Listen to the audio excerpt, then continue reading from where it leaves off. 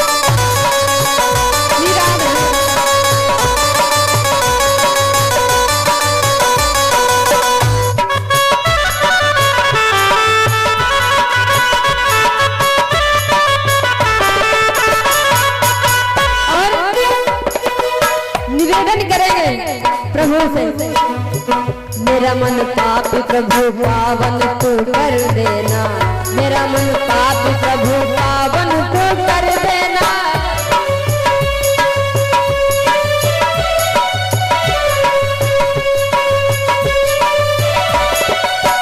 मेरा मन पाप प्रभु पावन तू कर देना, तुमसे ना पावन प्रभु ऐसा मुझे वर देना।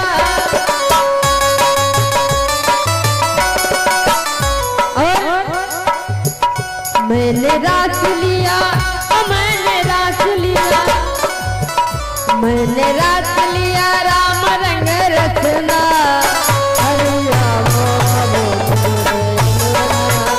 हरि राम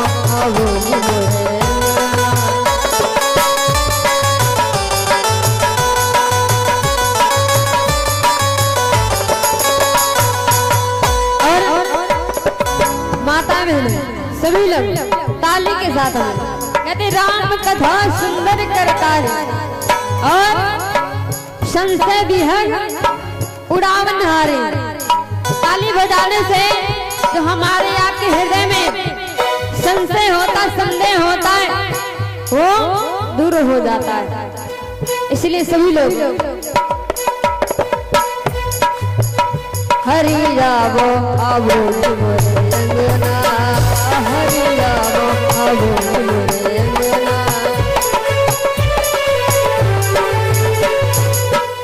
मैंने बांध लिया, हो मैंने बांध लिया, मैंने बांध लिया प्रेम रंग रचना। हरि राम आवो अंगना, हरि राम आवो अंगना।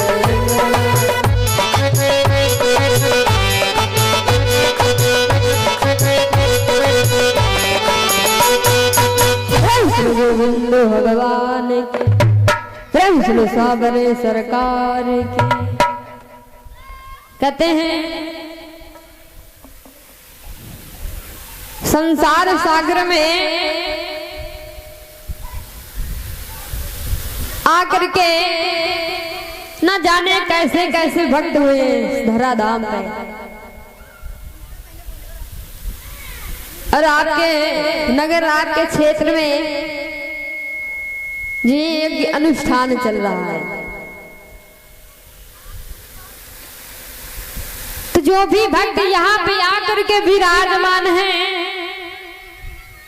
जितने भी भक्त कोई एक पे नहीं कहते हैं, ये कार्य किसी एक का नहीं होता है, तो भगवान का दरबार है। ये भगवान का दरबार, और भगवान के दरबार में कोई ये ना सोचे कि उन्होंने मुझे बुलाया नहीं है ना, कि जिनके वहां यज्ञ चला उन्होंने मुझे बुलाया नहीं तो जाएंगे नहीं, ये सोचना बिल्कुल बेकार व्यर्थ है। क्योंकि कहते हैं भगवान के दरबार में कोई बुलाने का इंतजार नहीं करता है, भगवान का दरबार, भगवान का द्वार हमेशा सभी के लिए खुला रहता है। तो सभी सब थोड़ा थोड़ा समय निकाल करके यहाँ पे कहते पार्वती परमात्मा को अगर आपने समय दान दिया है तो पार्वती परमात्मा आपको समय दान देगा। अगर धन दान किया है तो पार्वती परमात्मा आपको धन दान देगा। वस्त्र दान दिया है तो पार्वती परमात्मा आपको वस्त्रों की फैक्ट्री लगाएगा। आपने कथा सुना होगा, भगवान कन्हैया के सुदर्शन चक्र लग गया तो द्रौपदी ने 21 पट्टी बांधी थी। जब मौका आया है तो पार्वती परमात्मा ने कितना सारा चीर बढ़ाया है। हर एक प्रमाण है, कथा से हमको आपको शिक्षा मिलती है। कथा कोई मनोरंजन की दृष्टि से नहीं देखना है। अपने शरीर में अमल करो, अपने आप में धारण करो विचारों को, संस्कारों को। बहुत लोग आते हैं कथा भागवत मनोरंजन की दृष्टि से देखने, ते कोई मनोरंजन नहीं है। कथा ऐसी है, प्रभु राम की कथा कहते हैं। बहुत लोग कहते हैं, एक अमेरिका के विद्वान, बहुत बड़े विद्वान जा रहे थे और बनाए क्या, बम गोला। बम गोला बनाए। हमारे भारत देश के गोस्वामी तुलसीदास बाबा ने पूछा कि ये क्या बनाया है, तो कहा मैंने ऐसी चीज बनाई है जो 1 मिनट में सारा संसार जल के भस्म हो जाएगा। नाम है उसका बम। जहां भी फट जाएगा विनाश हो जाएगा। गोस्वामी तुलसीदास बाबा जी ने कहा, अच्छा आपने बम बनाया है जिससे सृष्टि का विनाश हो जाएगा, और हम भी एक बम तैयार कर रहे हैं। कौन? रामचरितमानस जो भी पढ़ते, वर्णा नाम संघा नाम, वहां से स्टार्ट होती है, माँ पे समाप्त। हमारी रामचरितमानस भी एक प्रकार का बम है। और ये जहाँ पे खिलती ओपन होती है तो संस्कार, कहते ये वो बम है जो सास बहू में प्रेम पैदा कर देता है। बड़ी जेठानी छोटी देवरानी को अपनी बहन मानती है, सास बहू को बेटी के समान मानती है। कि भाई के प्रति बड़े भाई का कैसा धर्म होना चाहिए, एक शिष्य का गुरु के प्रति कैसा भाव होना चाहिए। इस शिक्षा हमको आपको रामायण से मिलती है। कहा गया कि हमें निज धर्म पर चलना सिखाती रोज रामायण।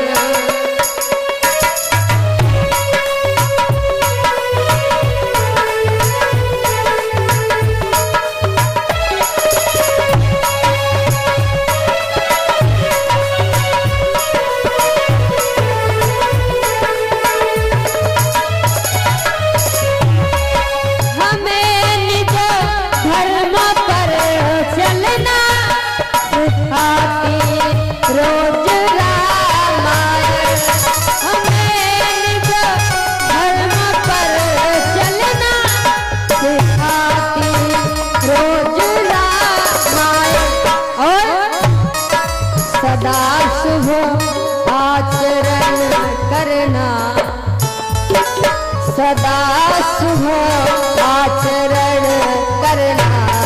सिखाती रोज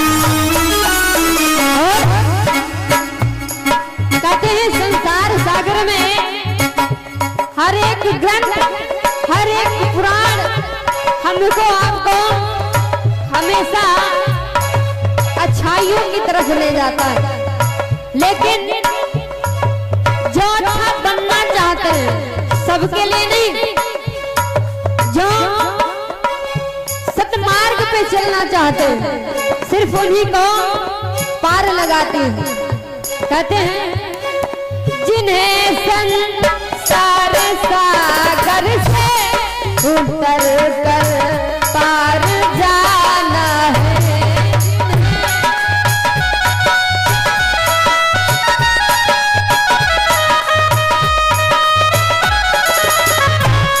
जिन्हें संसार सागर से उतर कर पार जाना है, उतर कर पार जाना है।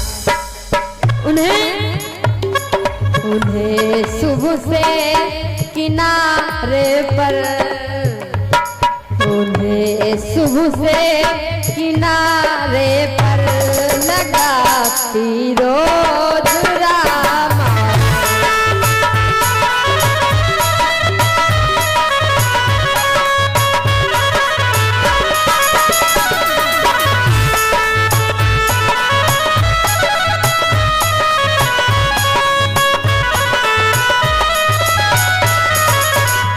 गोविंद भगवान की, प्रेम सुनो साबर सरकार की।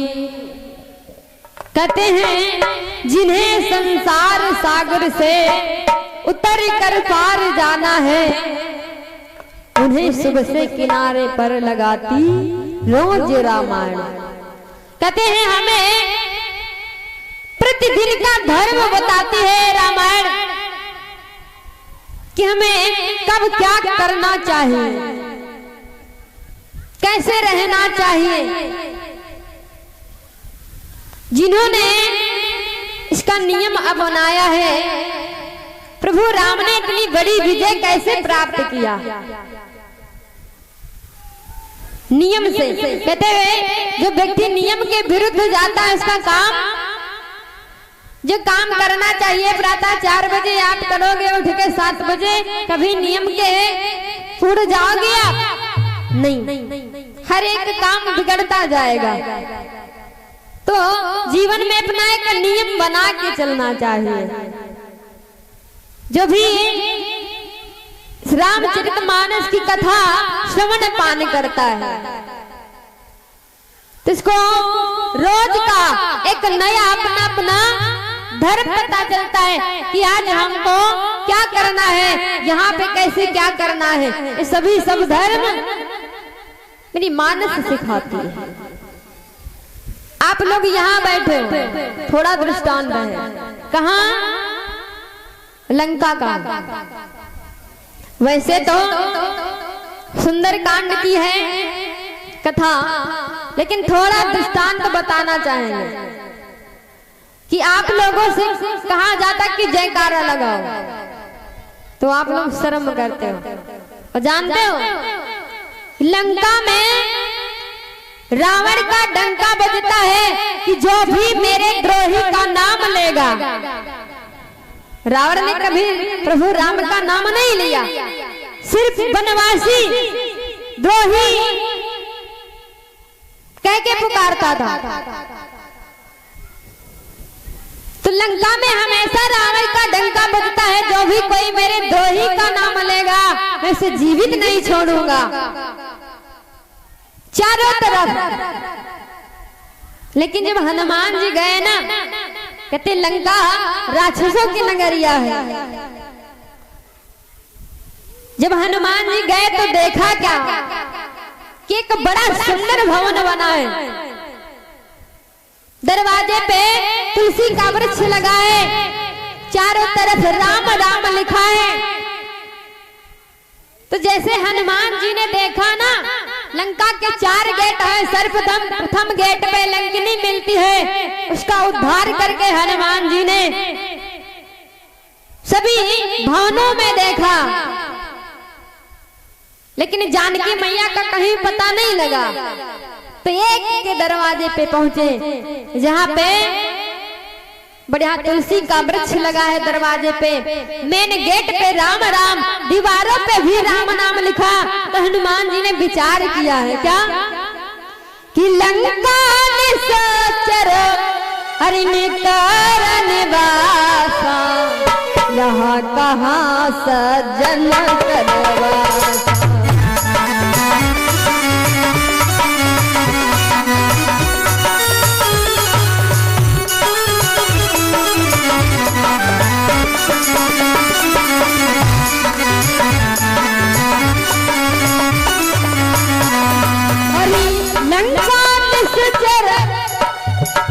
करो निवासा, लंका निशाचर कर निवासा, जहाँ कहाँ सज्जन करवासा।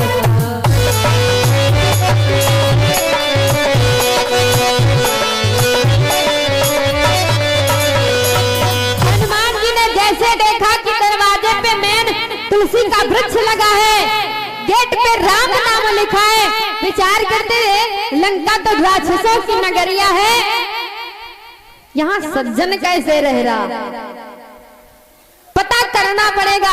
हनुमान जी जैसे दरवाजे पे पहुंचे, दरवाजा खटखटाया, राम राम कहते हुए, तो अंदर से विभीषण जी महाराज आए, राम राम करते हुए दरवाजा खोला।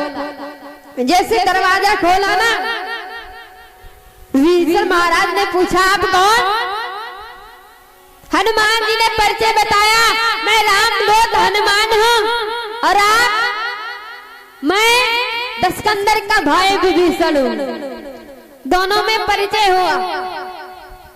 तो हनुमान जी ने एक बात पूछी कि सुनो विभीषण भैया, इस लंका में तो रावण का डंका बजता है, कोई मेरे द्रोही का नाम लेगा, लेकिन तुम तो खुले आम राम नाम बोल भी रहे हो और खुले आम चारों तरफ दीवारों पे लिखे बैठे हो, आखिर मैटर क्या है?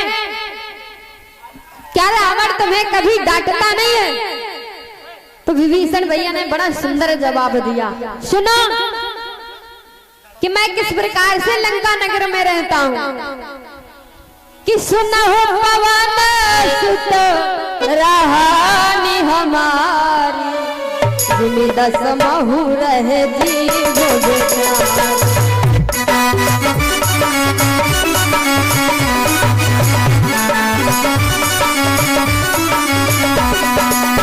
सुना हो पवन सुत रहानी हमारी, सुना हो पवन सुत रहानी हमारी, सुना हो पवन सुत, सुना हो पवन सुत रहानी हमारी, दस महु रहे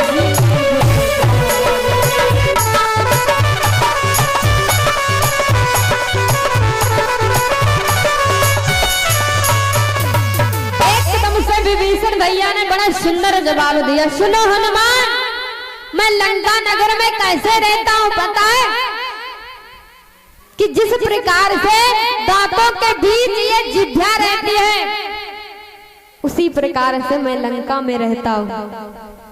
और दादा आप लोग जानते होंगे कि दांतों के बीच जिभ्या कैसे रहती है। एक बार एक भैया जी ने गन्ना खाया, गन्ना खाया तो चीफर के दांत में फंस गया। ये दांत जिभ्या को आने नहीं देते हैं पास में, लेकिन जिभ्या दांतों को अपना मित्र मानती है। जब दांत में चीफर फंस गया तो ये जिभ्या को करारी नहीं, चैन नहीं पड़ता है, जिभ्या निकालने के लिए जाते हैं, दांत फौरन धरी खाते हैं, फौरन। तो जिभ्या कहती है जाओ भैया, निकम जमाना नहीं है, ये अब किला तुम्हारा बार था, अगली बार अगर मेरा चांस आएगा तो मैं जरूर बदला लूंगी। बात पड़ी रही, और ध्यान से सुनना, बात पड़ी रही। कुछ दिनों के बाद जिभ्या ने अपना कमाल दिखाया। सामने से एक बहुत मोटे ताजे दादा आ रहे थे, और जिभ्या ने कमाल क्या दिखाया अरे ओ मोटू, तू किस चक्की का पिसा खाता है, प्रतिदिन मोटा हुआ होता जा रहा। मोटू साहब को भाई गुस्सा बनाए, मुक्का धड़ाम से दिया और जितनी बत्तीसी सब बाहर। तो कहते हैं इसी जिभ्या में अमृत होता है और इसी जिभ्या से लाठी चल जाती है, चप्पल जूता पड़ने लगते हैं। तो कहते ऐसी वाणी बोलिए मन का आप खोए और औरन को शीतल करें आप शीतल, है ना। तो ऐसा शब्द ना बोलिए कि जिससे दूसरे को ठेस पहुंचे। जिभ्या दांतों के बीच जैसे जिभ्या रहती, हनुमान जी कहते मैं उसी प्रकार लंका नगर में एक दिन भैया हनुमान रावण आ गया अपना खड़ग लेकर के और कहा रे दुष्ट, तू मेरे द्रोही का नाम ले रहा और गेट पे भी मेरे द्रोही का नाम लिखा है। एकदम से विभीषण भैया की चालाकी देखिएगा, हाथ जोड़े कहते भैया मैं तुम्हारे द्रोही राम का नाम नहीं ले रहा हूँ, सुनो मैं तो ये तुम्हारा नाम का कैसे का सुनो। विभीषण इतना होशियार, पहले कहते जो दरवाजा होते थे उसमें 2 पल्ले होते थे, वो आजकल एक ही पल्ला, 2 पल्ले। विभीषण एक पे लिखा है राम और दूसरे पे माँ। कहता सुनो भैया, दरवाजा खोल दिया और सुनो भैया मैं तुम्हारी द्रोही का नाम नहीं बल्कि तुम्हारा नाम ले रहा हूँ। का कैसे का रा से रावण और माँ से मंदोदरी। अगर मैं रावण मंदोदरी करता हूँ तब भी नहीं बनता है, अगर मैं भैया भाई भाभी भैया भाभी कहता हूँ तब भी नहीं बनता है। इसलिए मैं एक अक्षर आपके नाम का रा, एक अक्षर भाभी के नाम का माँ, अब वो जोड़ करके बन राम गया तो मैं क्या करूं, इसमें हमारी कौन सी गलती है। अगर कोई सजा देना चाहते हो तो दे दो। रावण की बुद्धि फिर गई, एकदम से चला गया। तो ऐसे ऐसे होशियार भक्त हैं। और आप लोग तो भारत कब 1947 में आजाद हुआ था, सभी स्वतंत्र बैठे फिर भी जयकारा लगाने में ऐसा लगता लंका में बंदी बना के बैठा रहे, है ना। तो इसलिए कोई शर्म नहीं, भाव के साथ जयकारा लगाएंगे, राम नाम गायन करेंगे। प्रेम श्री गोविंद भगवान की, सावरे सरकार की, सभी लोग भाव के साथ में गाएंगे। कि मुझे ऐसी लगन तू लगा दे, ताली के साथ में। और ठाकुर जी से कहेंगे क्या कि मुझे ऐसी लगन तू लगा दे, मैं तेरे बिना पल ना जियो।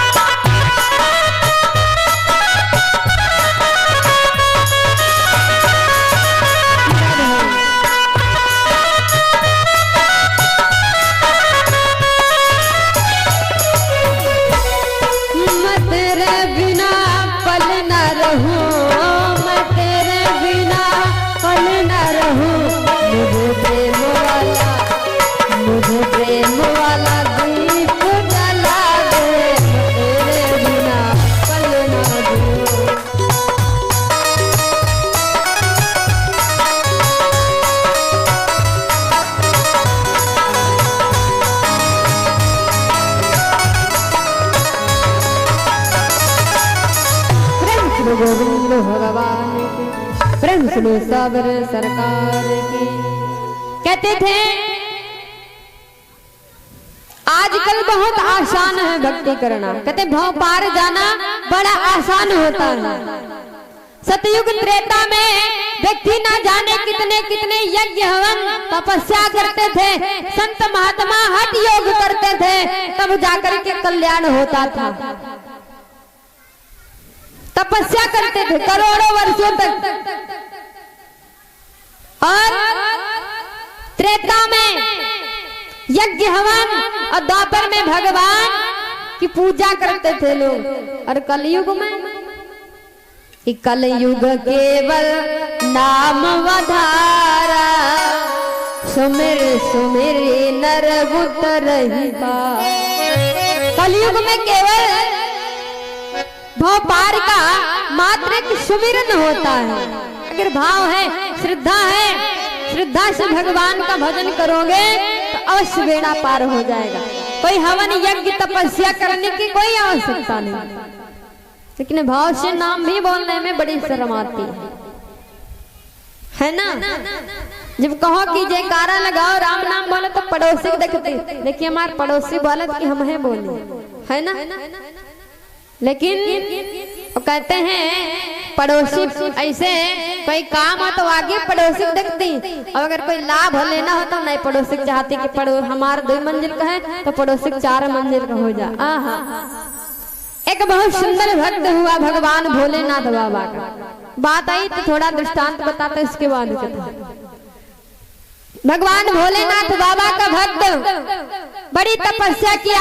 भगवान भोलेनाथ बाबा बड़ा प्रसन्न है, वर्ष वरदान मांग लो। तो बेचारा बड़ा गरीब था, तो कहता प्रभु मेरे को कुछ ऐसी वस्तु दो कि मैं जो चाहूं हमारे वहां हो जाए, मेरी जो इच्छा हो वो प्रकट हो जाए। भगवान भोलेनाथ बाबा ने भक्त को एक सोटा दिया, जाओ भक्त मैं तुम्हारी को ये सोटा देता हूँ और इसको नचाना, कहना कि हे भगवान भोलेनाथ बाबा के दिए हुए सोटा हो हमारे यहाँ यह वस्तु हो जाए। लेकिन और कहते जहाँ लेकिन किंतु परंतु हालांकि लग जाए समझ लो गड़बड़ी है। लेकिन अब लेकिन क्या है, भगवान भोलेनाथ बाबा ने कहा अगर आप मांगोगे कोई वस्तु तो तुम्हारे वहां 1 और पड़ोसी के वहां 2 होगी का। ठीक। अब ये बेचारा सोटा लेकर के आए, घर में रख दिया, घर में रख दिया। विचार करता अगर मैं कोई वस्तु की याचना करूंगा मांगूंगा तो हमारे 1 ही और पड़ोसी के 2 हो जाएंगे। ऐसा कर चलो विदेश कमाए नहीं है लेकिन पड़ोसी गुना नहीं देखेंगे। रख दिया सोटा, चला गया विदेश। इधर धर्म पत्नी ने देखा, हमारे स्वामी ने भगवान भोलेनाथ बाबा से सोटा मांग के लाए, वो तो नहीं प्रयोग किया, हम प्रयोग करके देखे। भगवान भोलेनाथ बाबा ने झूठा दिया या सच कहा। धर्म पत्नी ने हिलाया एकदम से सोटा, है भगवान भोलेनाथ बाबा के दिए हुए सोटा हो हमारा 1 मंजिल का मकान बन जाए। तुमका 1 मंजिल और पड़ोसी 2 मंजिल। एकदम से नचाया, हे भगवान भोलेनाथ बाबा का दिए हुए सोटा हो हमारे दरवाजे पे 1 कुआं खुद जा। उनके दरवाजे 1, पड़ोसी दरवाजे 2। फिर से नचाया, है भगवान भोलेनाथ बाबा के दिए हुए सोटा हो हमारे दरवाजे पे 1 भैंसिया बन जाए। उनके दरवाजे 1 भैंसिया, पड़ोसी द्वारे 2।